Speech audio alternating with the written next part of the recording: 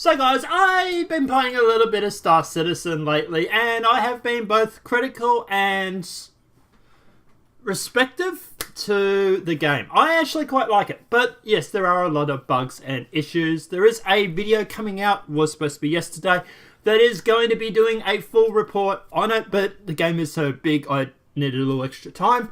Will be probably tonight, maybe tomorrow. If I stop playing the game, it'll actually help. But anyway. So yeah, there is another YouTuber that I saw when I did a search for Star Citizen. His name is FailureToReport. The funny thing is FailureToReport said this in his first video that was put up 2 days ago. Greetings, citizen of the verse.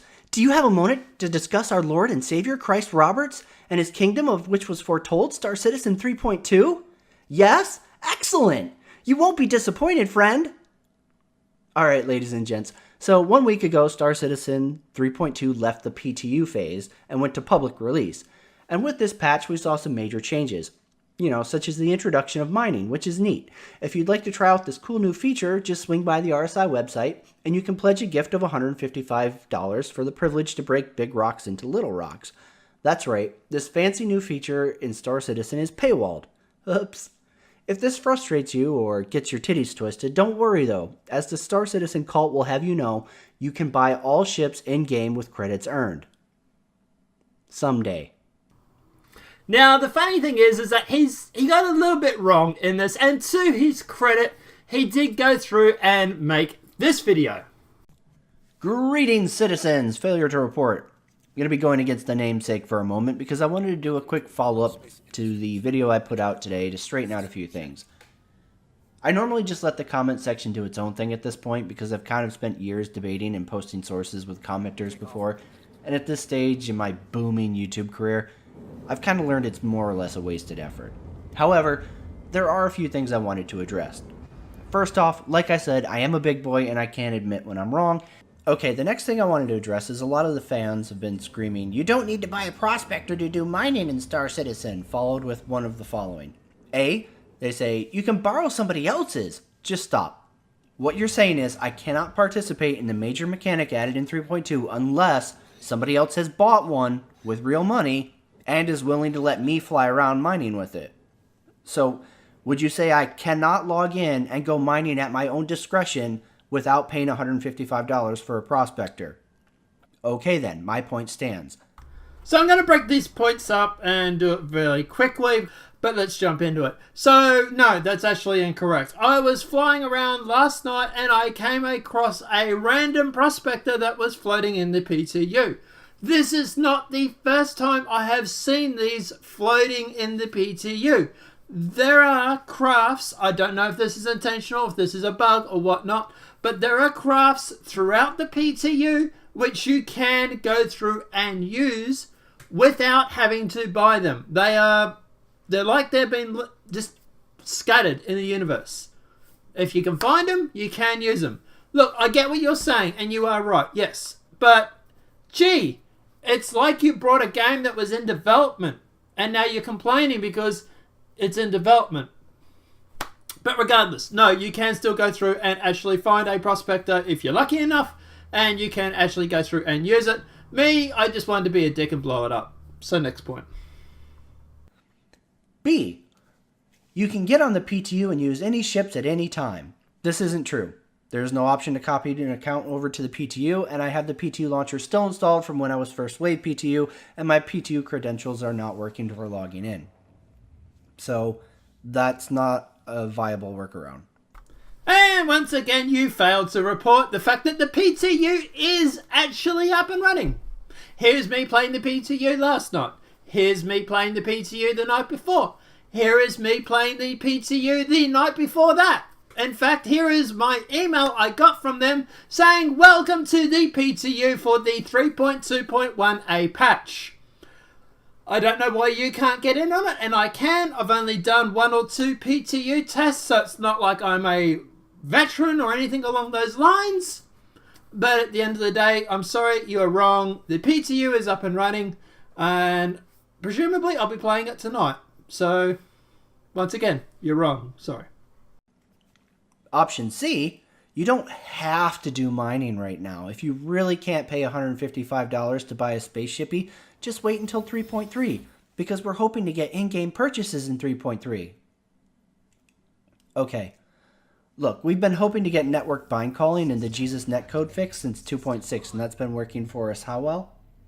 Chris has repeatedly promised that in-game ship purchases were coming for like ages. Like the next coming of Jesus Christ Roberts. I'll believe it when I see it in the patch notes, okay? And I'm confident that it isn't going to be anytime soon. Chris is literally cutting his own fucking Achilles heel if he does that. He's going to push it off for as long as fucking possible. He's managed to do it this long. Backers always take it. I don't see it changing. While you do have a point that him going through and not selling ships will diminish the income that they have, not as much as you would think. Okay, so if people want to get on board on this product, they are still going to have to buy the starter ship. They are still going to have to pay the $45 to get involved. There's no way around that. And in fact, the majority of ships that you see, the majority of things that they sell are in fact said starter ships. Yeah, there are some people that go out and spend big money and buy big ships, but they are a minority. The majority of people are just flying around in the smaller ships, which is why the PTUs are so popular compared to the normal game.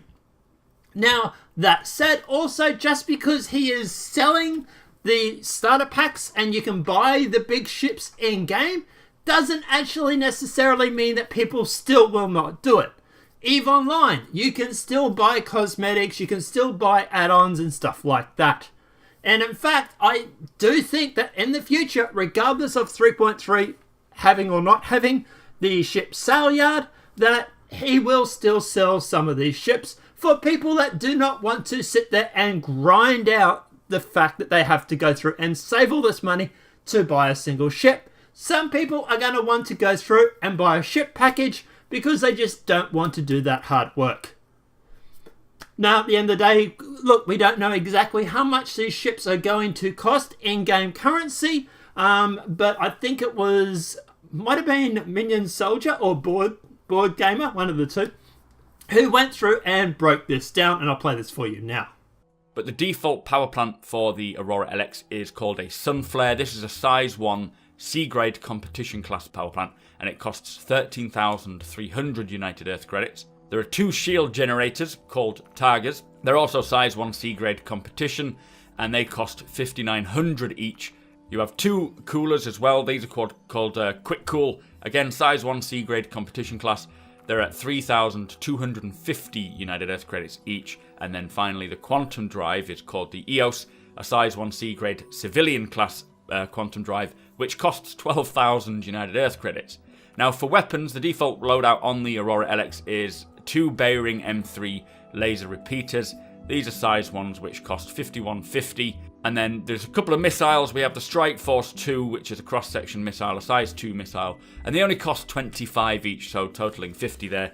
Pretty cheap in comparison. But the total cost for the components and the weaponry is 53,950 United Earth credits. Now that's just for the default weapons, the ordnance, plus the 4 components and doubling them up in where needed. The components that are not yet available to purchase include quantum fuel tanks, jump modules, regular fuel tanks, fuel intakes, computers and radars, not to mention an array of more of different weapons and so forth. So in that, you can see the cost of these ships is already racking up to a sizable in-game currency. So yeah, there will be people that think, fuck this, I don't want to go through and spend all this time and effort mining and building up so that I can buy a ship. I don't want to be that autistic. I will just spend the $150 in real world currency to go through and actually get the ship now, and then just do what I want with it. Now, there's also talk that the ships that you buy with real world currency will come with X amount of free insurance. They'll last X amount of time.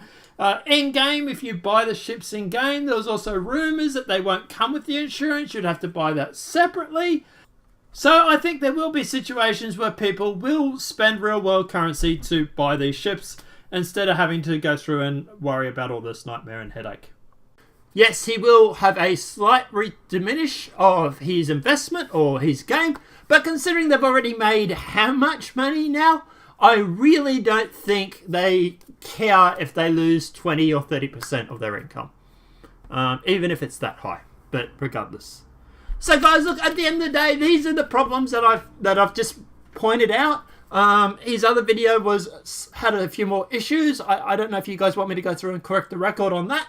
Let me know what your thoughts are in the comment section below. Now, like I said, guys, I am also uploading a review of Star Citizen that will go up in the next day or two, hopefully. If I stop playing Star Citizen, that'll obviously be great. And apart from that, guys, let me know what your thoughts are on this video section in the comments below. If this video has been helpful, please smack a like. If you're new channel, welcome and subscribe. Apart from that, guys, I'll see you in the next demonetized video from YouTube. Have a great night and enjoy.